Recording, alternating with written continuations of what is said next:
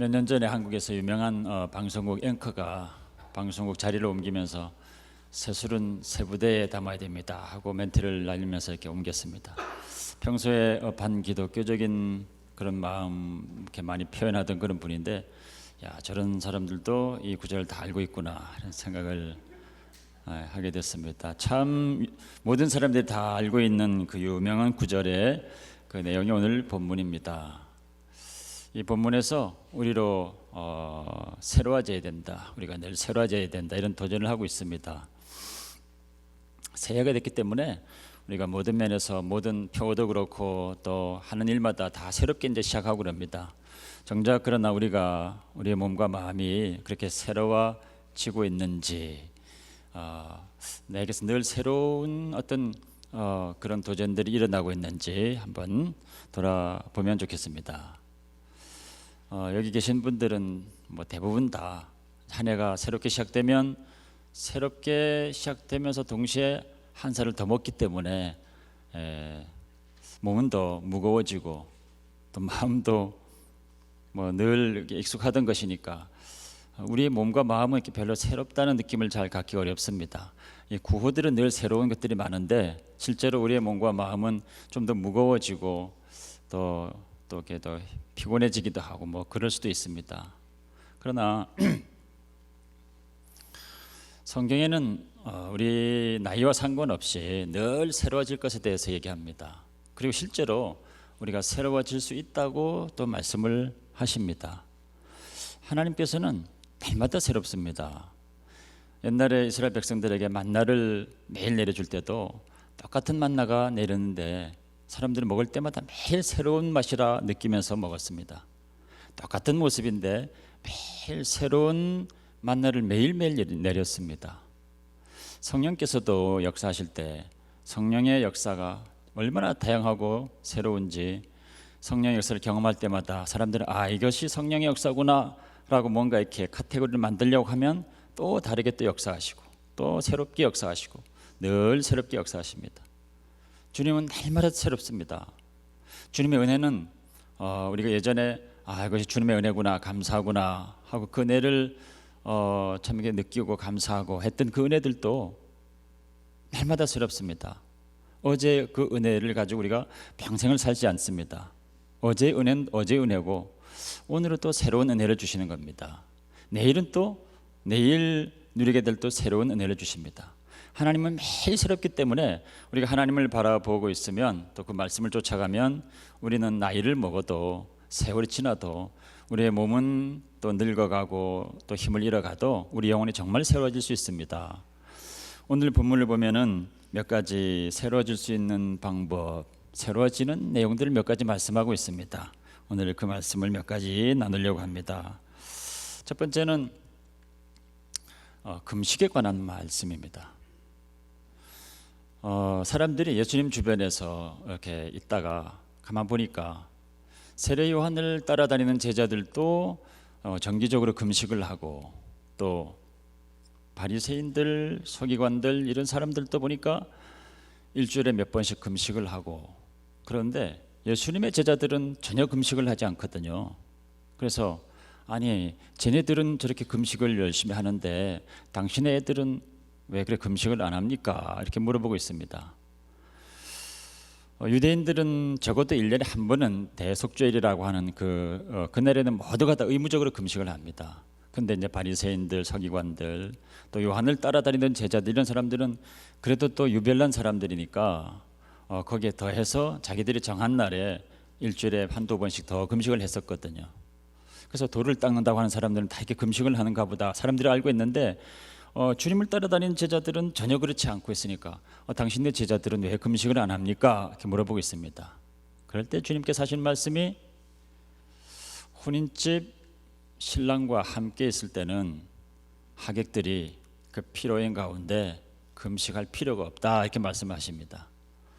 유대인들은 결혼을 하면은 결혼 후에 한 일주일을 피로연 잔치를 이렇게 거대하게 엽니다. 온 마을 잔치를 열게 됩니다. 그래서 하객들이 모여서 이제 신랑과 함께 이제 기뻐하고 잔치를 즐기게 되고 그러죠. 그럴 때 금식할 수 있습니까? 당연히 금식할 필요가 없는 거죠. 그 얘기를 하고 있습니다. 근데 주님께서 그 혼인집 신랑은 주님을 두고서 얘기하신 거죠. 그러면 우리가 주님과 함께 있다고 하는 것, 우리가 신앙생활을 한다고 하는 것, 주와 동행한다고 하는 것은 마치 혼인집에 가서 신랑인 주님을 바라보는 것과 같다, 이런 표현을 하십니다. 그러니까 혼인집에서는 신랑이 주인공인 거죠. 그러니까 하객들은 늘 이 신랑을 바라보고 신랑 생각을 하고 그 마음 가운데 그 신랑을 바라보고 있는 겁니다. 그러면 잔치 분위기라든가 이런 것들은 뭐 저절로 이제 오는 거죠. 음식이라든가 이런 것들은 그 다음에 문제인 겁니다. 그러니까 신랑을 늘 바라보고 있고 그 기쁨으로 잔치의 분위기가 충만하고 기쁨이 충만한 거죠. 근데 그 신랑에 관심이 없고 또 신랑과 특별한 관련이 없는 사람들이 잔치에 그냥 가서 음식이나 먹고 있으면 그 사람에게 무슨 잔치의 분위기가 있으며 무슨 기쁨이 있겠습니까? 지금 우리가 예배를 드리는 것도 이 주님과 함께 주님의 잔치에 참여를 하고 있는 겁니다. 우리가 각자 주님을 만난 경험이 있고 주님과 깊은 사귐이 있으면 우리 마음 가운데 신랑 대신 그 주님에 대한 생각으로 기쁨으로 충만한 것입니다. 그런데 주님을 만나지 못하고 있는 사람이 혹 있다면 그냥 이 잔치 자리인데 그냥 오게 됐다고 한다면 잔치의 그 분위기라든가 기쁨이라든가 이런 것은 뭐 전혀 알 수가 없는 거죠. 그냥 잔치 후에 있는 음식을 무엇을 먹을까, 뭐 얼마나 먹을까, 그러고는 그냥 가는 거죠. 그 잔치의 기쁨이라고 하는 것, 그 신랑을 바라보며 가지고 있는 감동이라고 하는 것 전혀 알 수가 없는 겁니다. 주님은 우리가 주님과 함께 있는 것을 마치 잔치집에 있는 것과 같다, 이렇게 이제 표현을 하고 계십니다. 근데 그 다음에 조금 아리송한 말씀을 하시기를, 신랑과 함께 있을 때는 너희들이 금식할 필요가 없는데 신랑을 빼앗길 때가 온다, 그때는 금식할 것이니라, 이런 말씀하십니다. 신랑을 빼앗긴다는 얘기가 뭔가? 그럼 그 잔치집에 있던 하객들이 그 신랑이 때가 돼가지고 이제 잔치를 마치고 가면은 그게 신랑을 빼앗기는 것인가? 신랑이 뭐 자기들 겁니까? 빼앗기게? 그러면 주님께서 십자가에 못 박혀 죽으시는 그 장면을 두고서 말씀하신 것인가? 주님 십자가에 못 박혀 죽으셨지만 다시 부활하시죠. 그리고는 성령으로 다시 우리로 찾아오셨습니다. 우리와 함께 계시죠. 그러니까 주님을 십자가에 못 박힌 주님이라 라고 여기기도 그게 주님을 빼앗겠다라고 이야기는 좀 어렵습니다. 근데 신랑을 빼앗겠다는 얘기를 분명히 하거든요. 주님께서 우리에게 혼인집의 신랑처럼 우리 마음 가운데 좌정하고 계신데,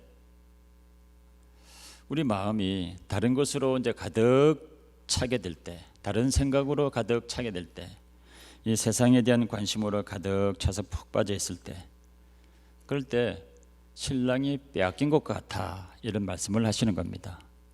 우리 마음 가운데 주님이 신랑으로 가득 차서 주님만 바라보고 혼인집에서 있어야 되는데 다른 것이 우리 마음 가운데 가득 차서 신랑을 빼앗긴 것과 같은 그런 상황이 될 때가 있다는 겁니다. 어떤 집사님이 일주일 내내 TV 드라마와 TV 쇼만 잔뜩 보고 오신 분이 있었습니다.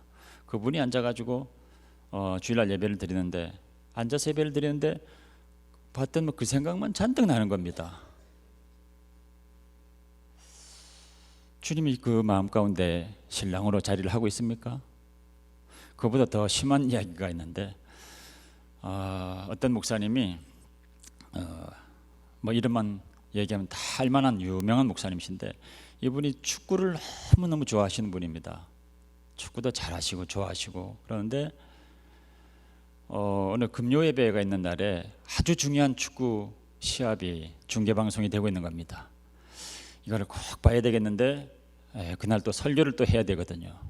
그래가지고 사람들이 아무도 보지 못하게 그 이어폰 같은 거, 리시버를 귀에다가 꽂고 안 보이게 이렇게 넣어가지고 작은 소리로 들으면서 설교를 했다는 겁니다.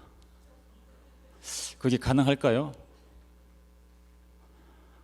하여튼 뭐 신출 규모를 합니다. 근데 아무도 몰랐는데 이분이 설교하다 갑자기 소리를 확 지르는 겁니다. 나중에 보니까 꼴이 들어간 겁니다.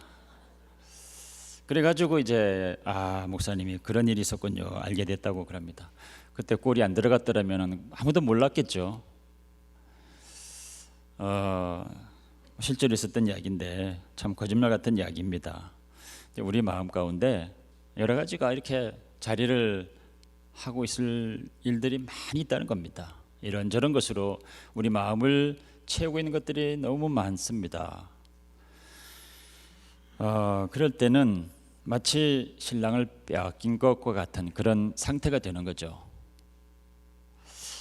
요한일서 2장 15절에 보면은 누구든지 세상을 사랑하면 아버지 사랑이 그 안에 있지 아니하니 이런 말씀을 하고 있습니다.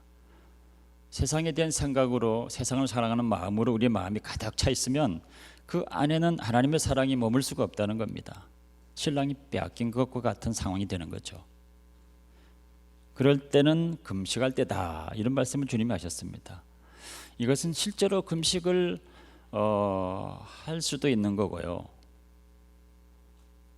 실제 금식을 하지 않는다 할지라도 그런 것들 내 마음을 가득 채우고 있는 것들 붙잡고 있던 것들을 잠시 스탑을 하는 겁니다.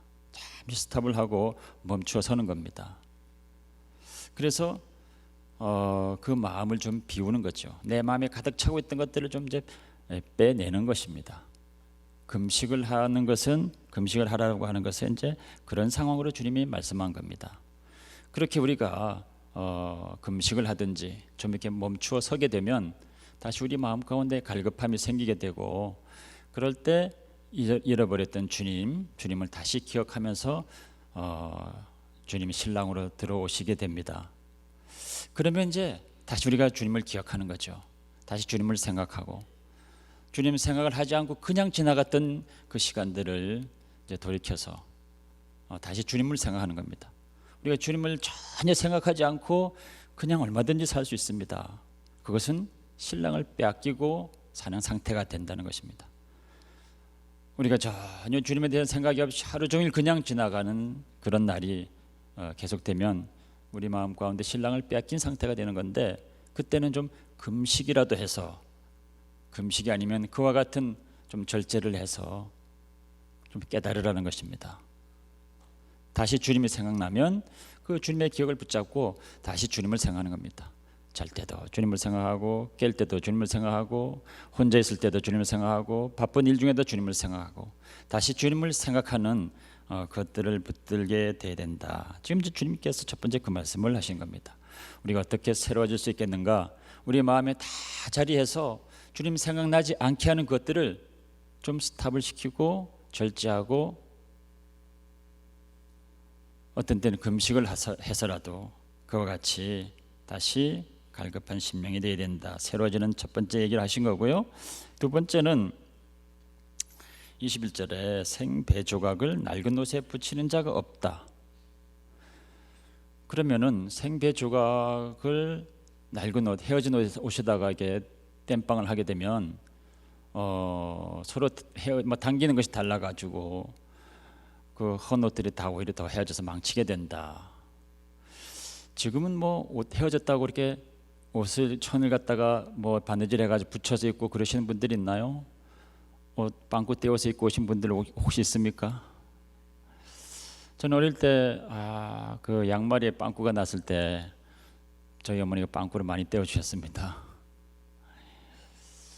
빵꾸 나면은 가위로 그 자리를 오려내고 이제 새로운 천으로 잘 붙여가지고 바느질 해가지고 떼우죠. 그럼 좀 같은 천으로 하거나 아니면은 색깔이 적어도 색깔이라도 같아야 될 텐데 저희 어머니는 전혀 다른 색깔로 빵꾸를 떼어가지고 붙여놓는 바람에 얼마나 창피했던지 그 기억이 오랜 동안 남아 있습니다. 지금도 양말에 빵꾸 나면은 그때 일 기억이 납니다.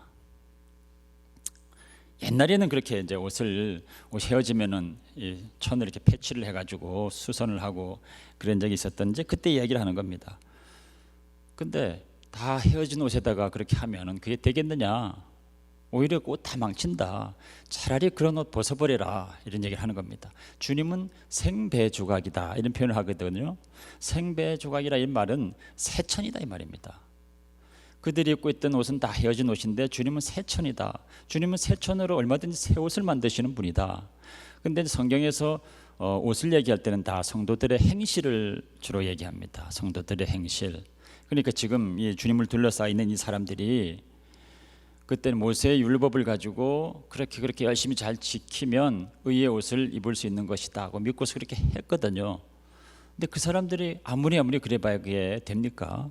그러니까 겉과 속이 다른 그런 것을 보일 수밖에 없고 위선의 모습을 보일 수밖에 없고 그래가지고 입은 그들의 옷이라고 하는 것은 바깥에서 보면 다 아니 들여다 보이는 헤어진 옷이요 누더기 같은 옷이다. 자기들은 그것이 의의 옷이라고 그렇게 입고 있지만 그러나 보면 다 누더기 같은 다 헤어진 옷이다. 그거 좀 벗어버리라 이런 말입니다. 그리고 내가 생배조각 새 옷으로 새천으로 새 옷을 만들어서 너희들에게 입혀주겠다라고 하는 거죠. 그래야 너희들이 새로워질 수 있다. 그 주님께서 새천으로 새롭게 지어서 주는 옷은 예수 그리스도의 보혈로 깨끗하게 된 거룩한 옷입니다. 그 거룩한 의의 옷을 다 입혀주겠다는 겁니다. 그 누더기 좀 다 벗어버리면 내가 그 새 옷으로 다 입혀주겠다 이런 말씀을 하시는 겁니다. 근데 놀라운 것은 그런 옷을 우리가 입고 하나님 은혜를 찬양하며 감사하며 나오는데 우리는 날마다 허물을 발견하고 날마다 죄에 넘어지고 죄 가운데 뒹굴다가 오는 것 아닙니까? 그래서 거룩하게 입혀진 그 옷을 우리는 날마다 더럽히며 나오는데 그러나 예수 그리스도의 보혈을 우리가 날마다 의지하고 순간마다 의지하고 회개하면 그렇게 입혀준 새 옷이 또 깨끗해진다는 겁니다. 사사기를 읽다 보면은 어떤 면에서는 답답해 보이는데 어떤 면에서는 참 감동을 받습니다. 답답해 보이는 것은 사람들이 같은 실수, 같은 잘못을 계속 똑같은 패턴으로 반복한다는 겁니다. 우상 숭배하고 또 죄짓고 그래가지고 하나님께서 대적을 보내면은 그 대적 때문에 고통을 당하다가 부르짖어서 살려달라고 또 회개하고 하는 그런 장면들이 똑같은 장면들이 계속 반복이 됩니다. 근데 하나님의 은혜가 뭐냐면 똑같은 일들을 반복하는데 똑같은 실수를 반복하고 똑같은 죄를 짓는데 하나님은 그때마다 옛날 일을 기억하지 않고 그때마다 사사를 꼭 보내서 그 문제를 해결하게 하시고 용서하시고 새롭게 모든 것들을 출발하게 하신다는 겁니다. 그러니까 우리는 어떤 때는 반복해서 넘어지기도 하고 어떤 때는 예상치 못한 것에 넘어지기도 하고 그럴 때 하나님은 우리가 하나님을 부르기만 하고 또 예수 그리스도의 보혈을 의지해서 회개하기만 하면 항상 새롭게 거기서부터 다시 시작한다는 겁니다. 이게 하나님의 사사에게 주는 큰 은혜입니다. 우리는 늘 넘어져도 다시 주님을 바라보면 주님은 거기서부터 다시 시작하자. 다시 새롭게 시작하는 겁니다. 예전에 너희들이 반복해서 그런 일들이 있었으니까 너무 그런 것들이 많이 되어서 나는 너무 실망이다 그렇게 하지 않고 언제나 주님은 다시 그 시점에서 다시 시작한다는 겁니다. 우리가 회개하는 그 시점에서 주님은 언제든지 다시 새롭게 모든 것들을 하시는 거죠. 그러니까 주님께서 입혀주신 거룩한 이 보혈로 다 빤 이 하얀 이 옷을 우리가 더럽힌다 할지라도 그 순간에 예수 그리스도를 힘있게 의지하면 거기서 또 다시 주님은 거룩하게 하얗게 씻으셔서 다시 시작한다는 겁니다. 저는 그것을 철저하게 믿기 때문에 이렇게 설교를 하러 하나님 말씀을 들고 올 때도 이 앞에서 마지막까지 그 말씀을 믿고 보혈을 의지해서 주님께서 내 영을 깨끗하게 해 주옵소서. 내게 허물과 부족한 것들이 많이 있었지만 그러나 주님께서 보혈로 이 시간 이 순간에 다 덮어주시고 용납해 주시고 그래서 하나님 말씀이 방해를 받지 않도록 해 주십시오 하고 기도하고 올라옵니다. 짧은 시간에 그 기도로 저는 정말 주님께서 새롭게 해주신 것을 믿고 올라오는 거죠. 그렇지 않으면 여기에 설 수가 없습니다. 그렇게 이 주님께서 생배 조각을 얘기하시면서 날마다 회개하는 것이 우리가 새로워지는 비결이다 이렇게 말씀하고 있습니다. 그것이 얼마나 큰 특권인지 계시록 22장 14절에서는 자기 두루마기를 빠는 자들이 복이 있다 이렇게 말씀하십니다. 이 두루마기를 빠는 것, 옷을 세탁한다 이 말입니다. 예수 그리스도의 보혈로 씻는다 이 말이죠. 날마다 순간마다 그렇게 한다는 거죠. 그게 정말 복이다는 겁니다.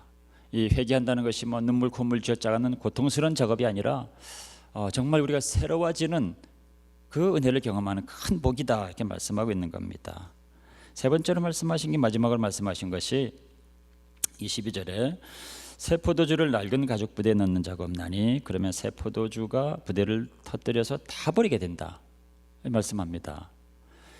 옛날에는 포도주를 지금처럼 잘 보관할 수 없어가지고 가죽 부대에다 보관했거든요. 그래서 새로 만든 포도주를 가죽 부대에다 보관하면 그것이 이제 발효가 돼가지고 팽창하게 될 때 그 가죽 부대가 어느 정도 같이 그 신축성 있게 대응을 해가지고 같이 좀 늘어나고 그랬습니다. 그러나 이미 그렇게 늘어나 버린 그 가죽 부대는 다시 사용하게 되면은 거기다가 새로운 포도주를 넣어가지고 그 발효를 해서 팽창하게 되면 견디지 못해가지고 터져서 이것저것 다 버리게 된다 이 말씀이죠. 그러면서 주님은 새 포도주고 우리는 부대다 이런 말씀을 하고 있는데 누가복음에 보면은 요 말씀에서 한 절을 덧붙입니다. 묵은 포도주를 마시고 새 것을 원하는 자가 없나니 이는 묵은 것이 좋다 함이니라. 이건 이제 누가복음에만 이렇게 하고 있는 말씀입니다. 묵은 포도주를 먹어본 사람은 그게 더 맛있는 거죠. 그러니까 새 포도주를 찾는 자가 없다. 묵은 것이 더 좋다. 사람들은 그러니까 다 모세의 율법, 옛날의 전통 이런 것만 가지고 내 얘기를 들으려고 하지 않는다. 주님께서 새 말씀하고 계시는데 들으려고 하지 않는다. 이 말씀, 내가 전하는 이 얘기는 새 부대가 되어야 받을 수 있는 거다. 우리로 새 부대가 되라고 이렇게 말씀을 하고 있습니다. 어떻게 우리가 그러면 새 부대, 어떻게 새로워질 수 있느냐? 또 마지막으로 말씀하고 있는 것, 과연 무엇이 새로운 것인가? 전도서 1장 9절에 보면은 해 아래는 새 것이 없다 선언을 합니다. 이 해 아래 뭐가 새 것이 있느냐? 다 옛적부터 있던 것들이다. 아무리 사람들이 뭘 새로 하나 발명해가지고 이것이 새 것이다 해도 다 옛날에 있던 거다 이런 얘기를 합니다. 해 아래는 새 것이 아무것도 없다. 그럼 도대체 어떻게 우리가 새로워질 수 있습니까? 고린도후서 5장 17절에 보면은 누구든지 그리스도 안에 있으면 새로운 피조물이라. 이전 것은 지나갔으니 보라 새 것이 되었도다. 이렇게 선언합니다. 이 세상의 해 아래는 아무것도 새로운 것이 없는데 그리스도 안에 있으면 새로운 피조물이 된다. 그리스도 안에 있으면 저절로 새로운 것이 된다라고 합니다. 그럼 주님 안에 있어야 되겠는데 뭐가 주님 안에 있는 것입니까? 어떻게 하면 주님 안에 있는 것입니까?